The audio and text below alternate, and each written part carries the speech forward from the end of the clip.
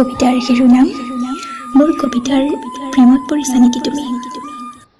কবি নীলম কলিতা, আবৃত্তি নৱনীতা বৰা।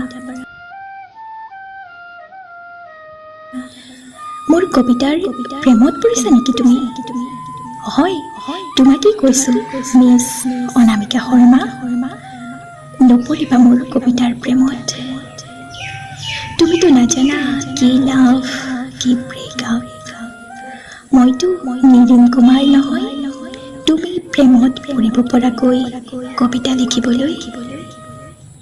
মইতো তপন লাখো নহয় তুমি প্ৰেমত পৰিব পৰাকৈ কবিতা আবৃত্তি কৰিবলৈ।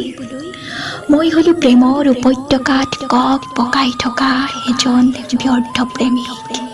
সেইবাবেই কৈছো তোমাক নপৰিবা মোৰ কবিতাৰ প্ৰেমত। হেৰাই যাবা কেতিয়াবা মোৰ কবিতাৰ মাজত।